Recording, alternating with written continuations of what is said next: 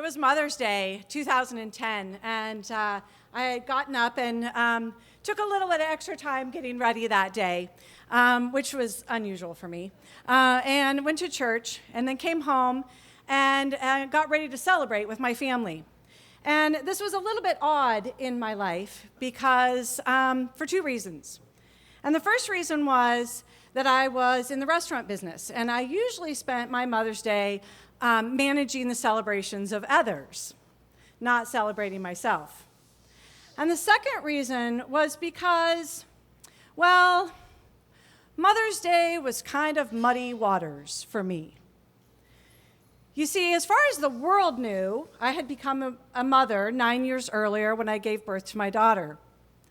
But in reality, when I was 23, on May 6, 1987, I had given birth to a little girl.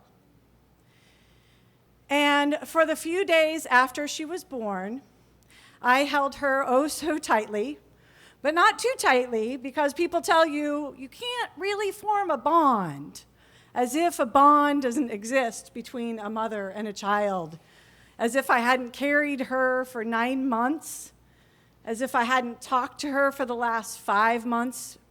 As soon as I could feel her move, I talked to her every day. She was part of my life.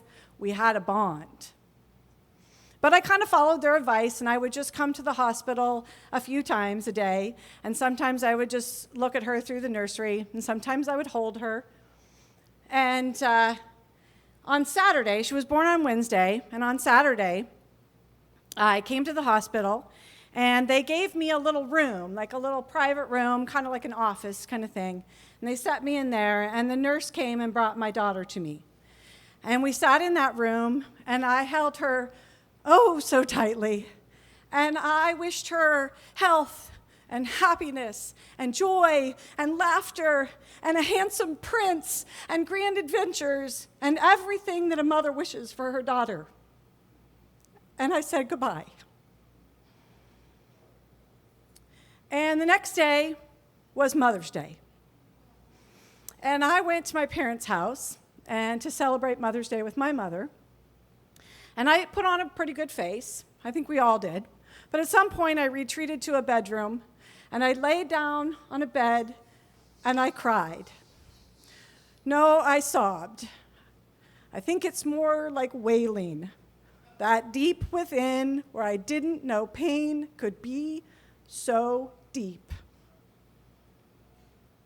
On that same Mother's Day, there was a young woman who had wailed those same wails for years because she couldn't have children.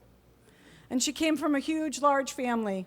And on that Mother's Day, she gathered with that huge, large family, all of them together, and they welcomed this little girl into their family. And she held that little girl.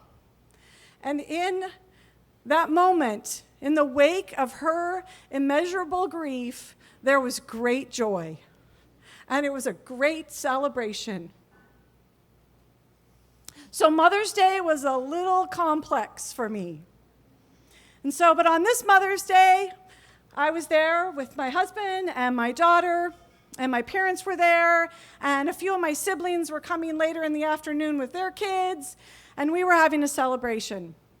And there was this sort of nervous excitement and anticipation in the room, and the doorbell rang, and I went to the door, and I kind of took a deep breath.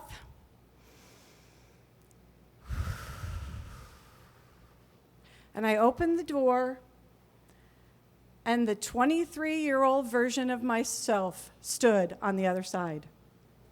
And she looked at me and she said, "Well, wow, I would sure know you were my mom if I saw you walking down the street." And we laughed and we cried. And her mother was there, had brought her. And her mother said to me, "On Mother's Day, you gave me the greatest gift ever. And on this Mother's Day, I wanted to give that gift to you." And in all those years of grief, after all those years of grief, there was great joy. And it was a huge celebration.